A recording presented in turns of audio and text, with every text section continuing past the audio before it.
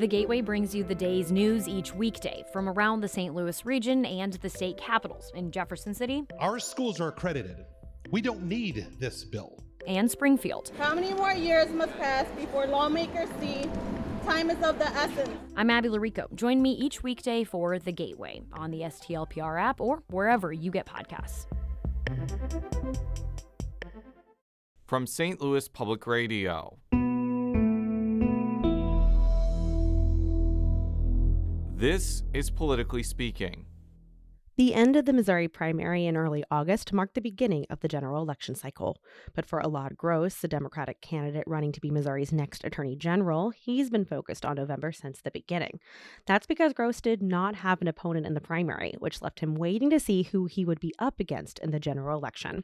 On this episode of Politically Speaking, Gross joins the show to talk about why he decided to run again for attorney general after losing the primary in 2020, the role he feels the attorney general should play in Missourians' lives, and his vision for the office. Let's hit the music. This is the Politically Speaking podcast, the definitive show about Missouri politics. My promise to St. Louis was that I would do the absolute most for each and every person, starting with those who have the very least. What I wanted to do was look and see what other states are doing. We have to be willing to change those laws, that they are balanced and they affect everybody equally. As somebody that grew up in the St. Louis area in North St. Louis County, I didn't know any lawyers growing up. We got to find long-term solutions to make government better, but also to be able to provide services to people. I don't want to leave that federal money that we've been leaving all these years on the table. We need to be spending this money to take care of Missourians. I thought we accomplished a lot this year, but a lot more needs to be done. And welcome to Politically Speaking. I'm your host, St. Louis Public Radio's State House and Politics reporter, Sarah Kellogg. Joining me via Zoom, he is St. Louis Public Radio's political correspondent, Jason Rosenbaum. And joining me in the studio today in St. Louis, I'm mixing up the locale, he is a Democrat running to be Missouri's next attorney general, Elad Gross. Welcome back to the show. We're super excited to have you. And I know that you have been on the show before, but for our listeners who might be learning more about you as, you know, with your candidacy, tell us a little bit about yourself and how you became to be involved with Missouri politics. Yeah, no, happy to be back. Well, I actually got involved. That's a great question. I got involved in Missouri politics. That's a long time ago. So I used to work and still do. I do a lot of work with kids in St. Louis City. And the first state representative I ever met was Michael Butler in the Hyde Park neighborhood in the north side while I was working over at Clay Elementary. And so that's how I met my first real-life politician. But, you know, I'd volunteered, I guess, for some presidential campaigns before. But that was, I think, my first real involvement in local politics, seeing how much of an influence that has on their daily lives. And so education was really my path to getting involved politically in the first place, because I think every kid deserves real opportunity in Missouri. You ran for attorney general in 2020, where you lost in the primary election. Why did you decide to run again? Well, that was part my wife, who was like, you got to go do that right now because we're really screwed up here in Missouri. And two, you know, I wasn't so sure. So when I started the campaign, I actually started as an exploratory campaign. A lot of folks were asking me to run. My right knee is in really bad shape and it was hurting a lot, and I knew my car was going to break down. So I said, all right, if you guys really want this, let's do it. Here's how many volunteers, here's how much money we have to raise realistically, and they did it immediately. So my car did break down. I'm now in a new truck, actually built right here in Missouri, over in the Wentzville plant by the UAW. It's wonderful. My knee is not so wonderful, though. So that is a sacrifice I've taken for the team here. What have you learned since that first experience of running for the position? I learned a lot, actually. So I got to travel around the state. I'd been doing that before, so I used to be an assistant attorney general in Missouri. I got to travel a lot already for cases I was working on.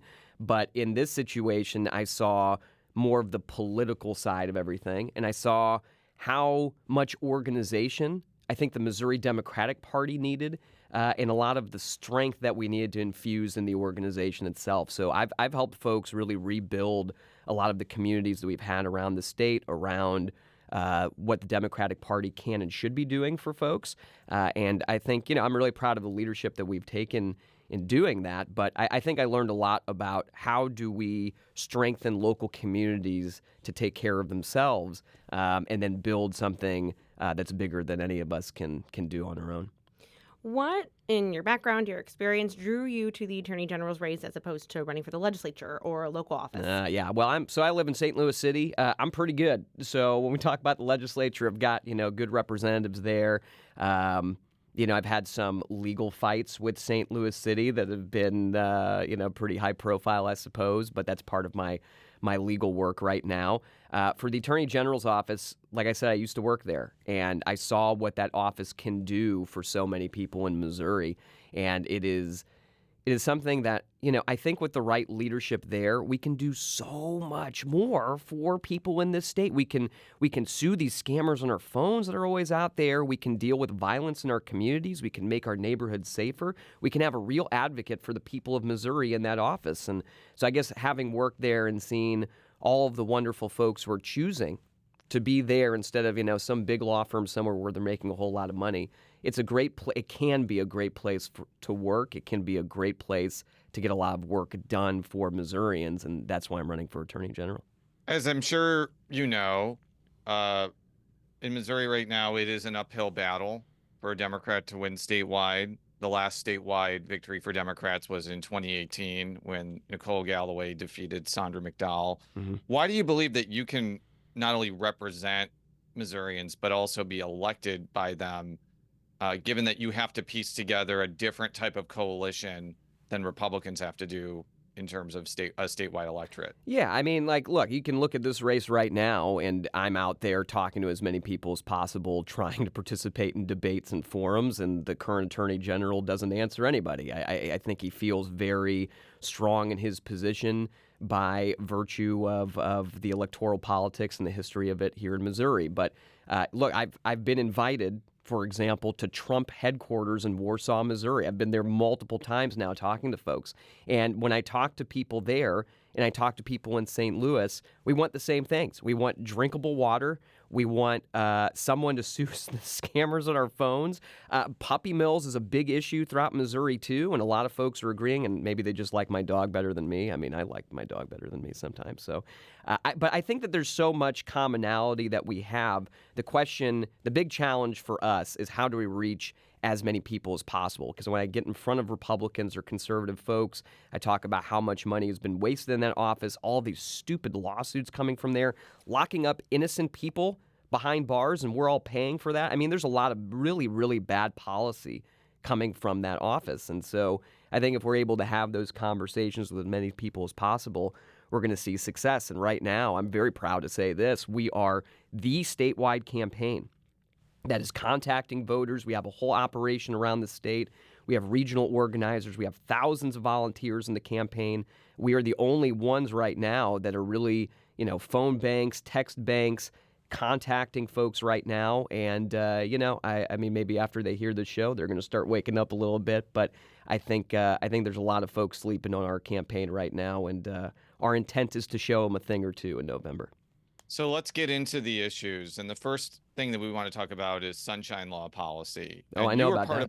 Oh, well, I'm sure you do, because you were part of a high-profile lawsuit in I think 2020, 2021. Can you, where our listeners are unfamiliar with this lawsuit, kind of explain this particular case and what was at stake? Yeah, well, so that lawsuit actually started in 2018. It was after there was this guy, he was governor from Missouri for like 2 minutes, named Eric Greitens, and he decided to really, we've tried to we forgot that ever happened. Yeah, even though Sarah and I were both there, but continue. I bet. Look, it wasn't it wasn't very long, so the memories from that, hopefully we've erased them at this point. But that guy decided that he wanted to start this what's called dark money, this operation to basically launder political donations so you can't see who the original donor is. And he was very well known for that. So after he resigned in disgrace, I guess while the U-Haul truck was coming to get it, because he took like a week before he got out of the mansion. But I was wondering why everybody was dropping these investigations, especially into this dark money operation that he had. So I started asking for records, went to court several times actually, and the records request ended up going to the governor's office, and they said, oh yeah, we do have a bunch of records responsive to your request about communications with all of these people involved in this dark money operation from the governor's office. But we're not going to just give you those records. We're going to charge you over $3,600, and you're going to have to wait at least half a year. And I said, well, that's not how the Sunshine Law works. And they said, well, go ahead and sue us. So went to the Attorney General, never got a response because the Attorney General is supposed to enforce the Sunshine Law.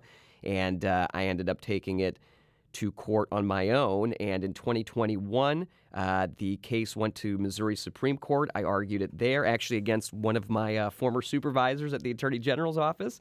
And I won that case unanimously. It was a 6-0 decision because one of the judges actually retired. And yeah, that was the Gross v. Parson case. I'm the Gross guy on that one, but it upheld our right to see public records, participate in public meetings, and not be charged an arm and a leg in order to see the records that belong to us. Amazingly, that case today, it's 2024, is still ongoing because it went back to the trial court level. And it just goes to show you how complicated these cases can be, how hard it is if you're not an attorney like me to uphold your own rights. I'm fortunate that Capital One hasn't cut me off quite yet, and I can afford to do that. But a lot of folks can't, and that's why the Attorney General plays such an important role in sunshine law enforcement. So this is kind of staying on the same subject, but maybe in a different direction. In 2018 or after 2018, legislative emails became open to sunshine law requests. And that was great for reporters like us. But I think that some lawmakers expressed a legitimate concern, even if it was being done in bad faith, that it opened up potentially constituent identifying information like addresses, phone numbers, etc., to potentially bad actors. So how do you kind of balance the desire to enforce the sunshine law to the letter of the law while also being respectful to non-political participant information that could come from sunshine law requests? I'm not talking about lobbyists. I'm not talking about legislative staff or legislators themselves. I'm just talking about people writing to the government and possibly exposing identifying information 100%. to public. Yeah, absolutely 100% agree. I've actually testified on this at the state Senate. So there have been efforts since my case and the decision to change Missouri sunshine law, to reverse the Gross v. Parson ruling. And that would do major damage to transparency in Missouri. It's not like they're just trying to protect constituent information. They're just trying to allow the government to charge us an arm and a leg to prevent us from seeing public records. So I've been in the Senate. I've actually testified in favor of some of those restrictions you mentioned there. I think that if you're sending very private, personal, confidential information to a state representative because you're trying to get services that way, I don't think that the public should see that. I think that that's part of protecting our basic privacy. And I think, overall, I think we need a lot more privacy protections coming from the Attorney General's office as well, especially when we're talking about beyond our legislature, tech and healthcare and all of this big data that's out there as well. But I would say I think the law needs to be altered a bit. I think we can do both. I think, one, we can protect personal private information from being shared publicly. And then I think we can also modernize our sunshine law by saying these public records, you shouldn't have to go through this whole long process in order to get them. You shouldn't have to be charged an arm and a leg to get them. Let's put them online. It's 2024, folks. We've got the internet. So let's get this stuff out there so the public can access it more readily. And I think I'm very open to modernizing our sunshine law, protecting that private information. I would say for any legislator, any folks, really staff members too, who are working there, I know this as an attorney, oftentimes we get some information by email. We tell folks this isn't the most secure way to do this, but probably putting some kind of a warning telling folks, at least right now, don't share this information by email. Let's set up some kind of a meeting or something else to go over that private information. But I do think that the sunshine law should be changed to protect that information. We need to take a quick break, but we'll be right back. If you have a smart speaker, you have access to the entire world of NPR and St. Louis Public Radio. All the latest news and all the captivating stories. Activate our voices with yours by telling your smart speaker to play St. Louis Public Radio. And we're back on Politically Speaking. Our guest today is the Democratic nominee for Attorney General in Missouri, Elad Gross. Let's get into policy. We did a little bit more. Let's really get into it. And so we'll start with, what do you believe are the main responsibilities of being Attorney General? Well, the Attorney General should be the attorney for the people of Missouri. And that means advocating for their positions, protecting folks, and enforcing the law. And in a big part of that right now, the number one complaint that comes to the Attorney General's office every year, scam calls. Every single year. I'm like, it's not even close. So we started, Missouri invented the do not call list. A lot of folks don't know that, but Jay Nixon as Attorney General started that. Was enabled by legislation. I know Jerry Howard and the Boot Heel worked very hard on that as well. But that was Missouri. And then the federal government said, wow, what a great idea. We're going to take that from you and do it too. And you wouldn't know that now, that Missouri was the one that started that, given all of these calls that are coming through all the time.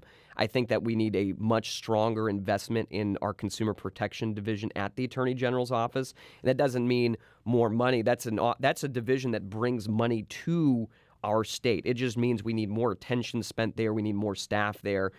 We need to fully staff the Consumer Protection Division.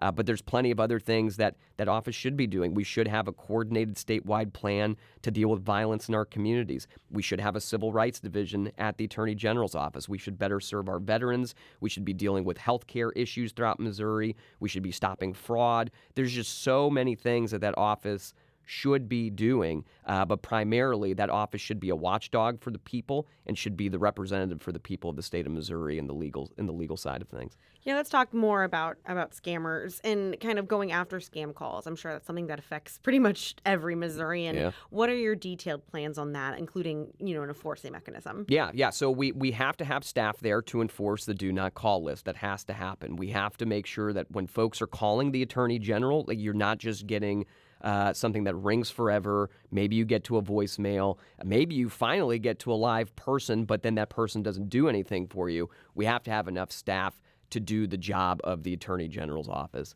and currently we do not. So one is certainly bringing up staffing levels. I think that we also need, if you don't stay ahead of the technology in this area, you fall behind really quickly. And so we haven't done that. I mean, we don't have an Attorney General who's doing that right now. I want to start the Missouri Attorney General app, as long as that acronym isn't trademarked by a former president.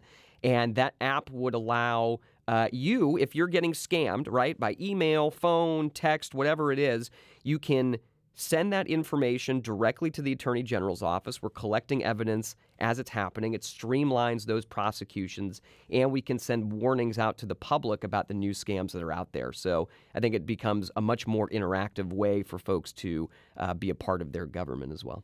Okay, so I had a question on that. So it feels like, in part, enforcing this does maybe involve cooperation with the public. Sure.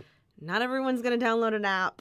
Kind of, how do you intend to kind of reach out and get folks involved and to collaborate with them? Because that is going to be necessary. Yeah, and that's true with any kind of law enforcement. You need participation from the public, especially when the public is the victim of a lot of this stuff. So, yeah, not everybody's going to want to download an app. Not everybody's going to want to send that over. Some people would prefer to do that online through a website, so that's fine. Like, we'll have different ways to do that. Some folks will want to call in. They'll want to send an email. All of those options will be available too, and maybe they want a newsletter instead of an app telling them what the warnings are. We will have all of those different options available for folks. But what I think that the Attorney General should do is, I think the Attorney General should be holding regular town halls throughout the state of Missouri.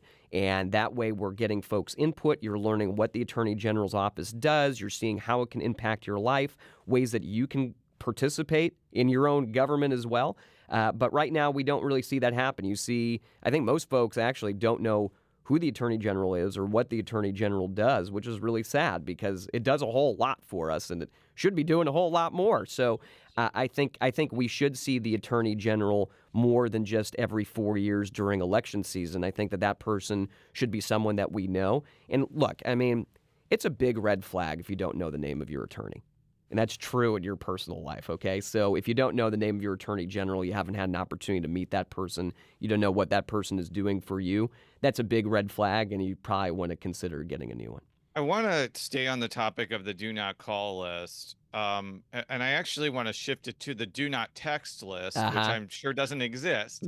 What would your office be able to do about scam texts? Yeah. Because there has been an epidemic of people getting these random texts from random people, and it's clearly with the hope that people respond, and the people that are being texted give the texter some sort of money. Yep. Is there any way to stop this, in your opinion? Yes, there is. Well, so I got one of those this morning, Jason, actually, on the way over. They told me that I was the talent they were looking for.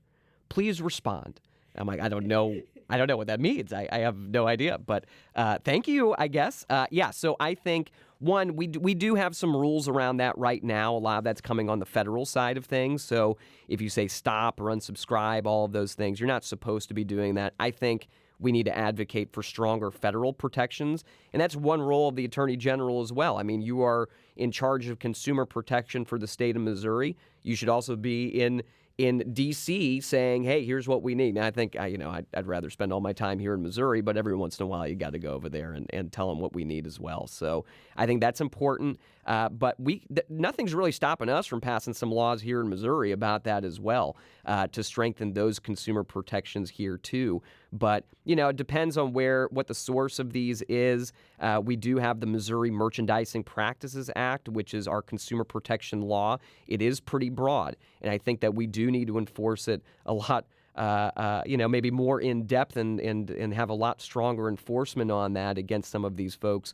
One really scary thing that's happening right now is AI too, and we are way behind. Actually, there's this WashU professor who is inventing some defenses to AI stealing people's voices from their voicemails. It only takes 2 seconds for folks to start copying those voices, but we do have the technology to combat this, and I think that we need to start deploying that, and the Attorney General should be really the leader in doing that, because you are at the forefront of consumer protections in each of the states. So another part of your campaign has been policies surrounding puppy mills. I'd love for you to talk kind of about some of those policies and what you would do. Yeah, so, Liberty Bell, my little puppy mill rescue dog, she is way more popular than me. Missouri is the puppy capital of the country. We have been that way for over a decade. A decade ago, we actually went to the polls. We voted to heavily restrict these facilities in Missouri. Unfortunately, unlike a lot of the things that are on our ballot now, and this is a reason actually why a lot of the things that we put on the ballot now are amendments to the state constitution rather than propositions, which are just like laws. The reason being is it's harder to change an amendment. It's really easy for the legislature to change a proposition. So we had a proposition that changed the law on puppy mills. It made it much harder for folks to abuse dogs, to put so many in one facility, banned wire cages where dogs would get their paws stuck and then broken when they get pulled out. That's what we think happened to Liberty Bell, because she's got a very bad arm that's broken and she won't be able to walk on it anymore. Some places in Missouri right now, they cut vocal cords of the dogs because they're in residential areas and they don't want folks to hear how many dogs they have in one facility. So the legislature overturned what we voted on. We've had a huge problem ever since regulating these things, and enforcement comes through the Attorney General's office. And some attorneys general, they deal with this, and other ones don't. Maybe that's because they can't staff the office or whatever else it might be, but it's not a priority right now at that office. So that's something I think we need to increase enforcement. We need to increase our partnerships with federal inspectors, because we've got federal inspectors and local inspectors. The local state ones, as you can imagine, if the legislature is hostile to this already, they don't really fund them very well. But the federal ones are funded separately from what the state is doing. So I think we need to increase those partnerships. We need to increase education. And like I said, I mean, this is becoming a theme a little bit here, but I think the Attorney General should really be a partner for our local communities and should be working with the people of Missouri a whole lot more too. And that would really address a lot of this problem as well. I want to shift to your plans to prevent and reduce violence in the state. What can you do without legislative input and laws? Yeah, there's a lot. So the Attorney General can do a whole lot without changing a bunch of the laws in Missouri. I'm sure there's plenty that do need to be changed. But outside of that, the Attorney General should start a coordinated effort to reduce violent crime throughout the state of Missouri. Right now, the Attorney General has the ability to work with local prosecutors. A lot of prosecutors are very overloaded. We see that here in St. Louis. And I think that we, as the Attorney General's office, should be reaching out to those local prosecutors to say, how can we help? There's a whole public safety division at the Attorney General's office designed to do just that. So that's one, is we have to make sure that folks know what the expectations are. We don't want violence. We don't want violent crime. Do not commit this. It won't be good for you if you do. And then those expectations have to turn into reality. Prosecutions are important. However, by the time we're prosecuting somebody, someone has already been severely injured. They're dead. A family has been broken apart. I had a kiddo of mine who was a student of mine who was shot and killed in the Hyde Park neighborhood right down the street from the school that I was working at with the representative. And he was supposed to start first grade the next day, like literally the next day. He was in his backyard. His two sisters were there. His family comes out, watches him die as police are trying to rush him over to the hospital. All of those people are now going to be forever impacted by that. And if we're not working to prevent violence in the first place, we don't have a real plan to address violence. And that's what we have we don't have that right now in Missouri. So in places that we've seen massive reductions in violence, there's a lot of great examples in our country. There's a lot of great examples throughout the world where they've done it. There's been, on the one end, prosecutions and resources for that, resources for law enforcement. But on the other end, there's been you want to divert people from making that choice in the first place. And if that means you need to help folks with housing, education, other resources, we have got to get that done. And it has to be a concerted effort. The Attorney General's office is the best place to put it. A policy you've listed under that is targeting illegally possessed firearms. How would you go about doing that, especially because, I'm presuming that would have a lack of backup from lawmakers in Jefferson City? Yeah, no, I don't think so. I think that folks really do agree on that. Folks who should not be possessing firearms should not be possessing them. And there's a lot of legal restrictions right now. There are folks, unfortunately, in areas with high violence, there's a proliferation of guns out there. Heck, I mean, I've known kids who have been able to get weapons, firearms, at the age of 15 and 16. And they don't know what they're doing. They're just firing them off. They think that they're protecting themselves. Maybe they think it's the cool thing to do. I don't know. But there's a lot of bad decisions that lead up to that process. So I think sure, there might be some folks who are out there and saying, oh, well, we're never going to do anything if you mention the word firearms. But the vast majority of folks, and we've got a lot of law enforcement folks who are in our state legislature as well, understand that this kind of violence is committed by a very small segment of the population, and a lot of it is driven by the illegal possession of firearms. Now, I think we're even at about 50, almost over 50% of these firearms are stolen from people's vehicles, and we have a big problem with those being unsecured in a lot of our areas right now. So I think that's a problem that we can tackle and we need to in Missouri. I want to talk about a number of things that the current Attorney General has done during his tenure and get your responses to it. What do you make of Attorney General Bailey's effort to oust Kim Gardner as circuit attorney? Do you think he made the right call, given how it came to light how dysfunctional the office became under her watch? Yeah, I had a lot of problems with Kim Gardner's office. I was actually involved in a lot of litigation with her well before Andrew Bailey did anything.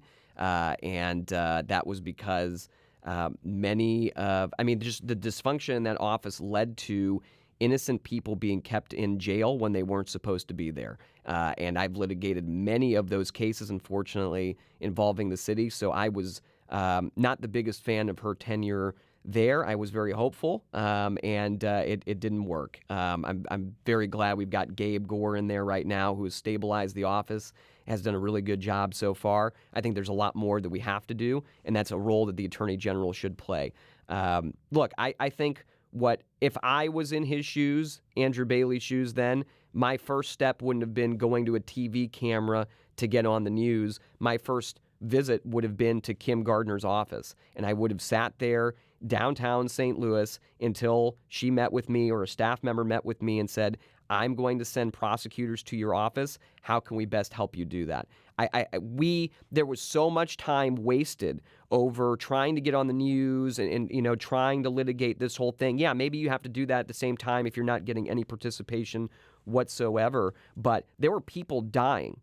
There were people who were not being prosecuted as a result of all the delays in this process. And so I think that first step should have been, how can we best help you do your job? How can we stabilize this office? The priority should have been protecting people in Missouri. It shouldn't have been, let's make this onto the news. And that's my view on that topic. But yeah, I had a number of cases involving her office and was highly disappointed with the management of it, both as an attorney representing folks, but also as someone who is a city resident. One of the most controversial things that he undertook last year were these emergency rules that not only would have severely restricted hormone therapy and puberty blockers for transgender minors, but also hormone therapy and gender transition surgery for transgender adults. Mm-hmm. Now, as I'm sure you recall, these rules were struck down, and he ended up,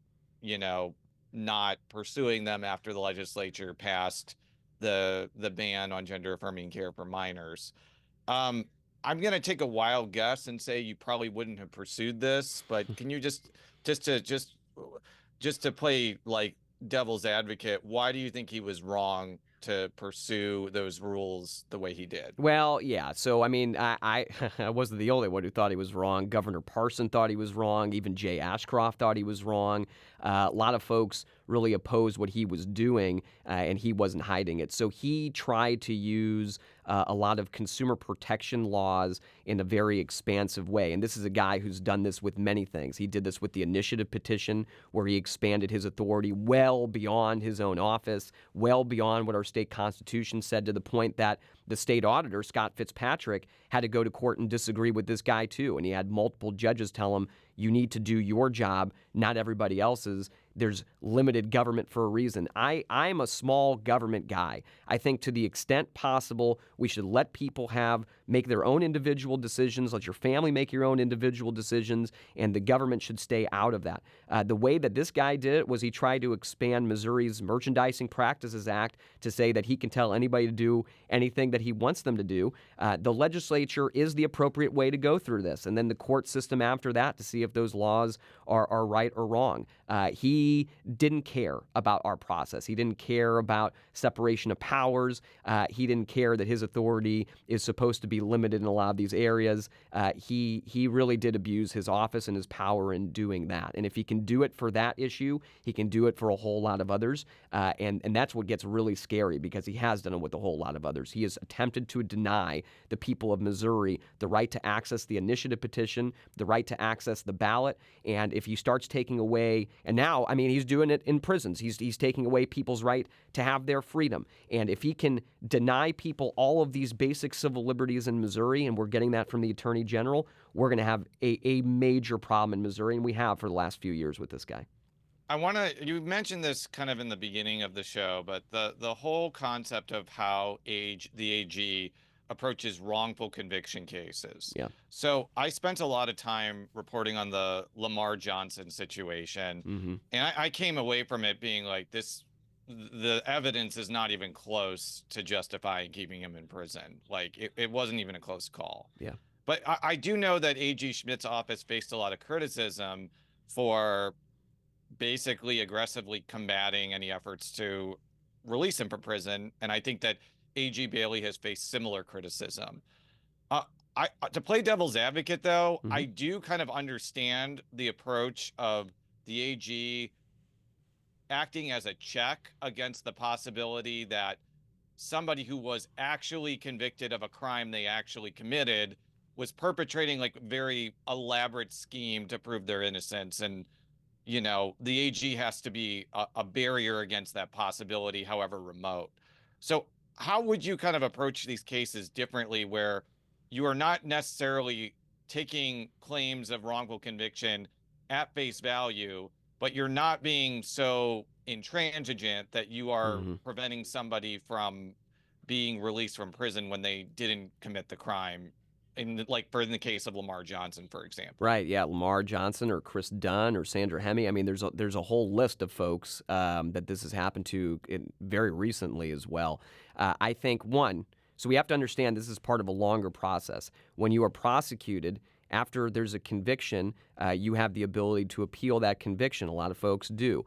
All of those appeals go to the Attorney General's office. And in my view, that is one level of checking. I think that the Attorney General should make sure that our justice system works, right? It shouldn't just be, let's uphold finality. I know we've had, and this is coming from a Democrat too. We had a Democratic Attorney General. At one point, they were arguing that we should execute someone even though the person was innocent, because there was no other, law stopping that. I think that these are horrendous arguments. Heck, I mean, right now we've got the Attorney General, somebody who's on death row, saying that he should have been executed before we hear the new DNA evidence in court. I mean, it's just like wild ideas about our justice system, and then we wonder why so many folks don't trust it and why so many folks don't want to participate. And if we don't have public participation in our justice system, we're not going to have a justice system. It's not going to function. So I think that's a major problem. But the first step is, after conviction, the criminal appeal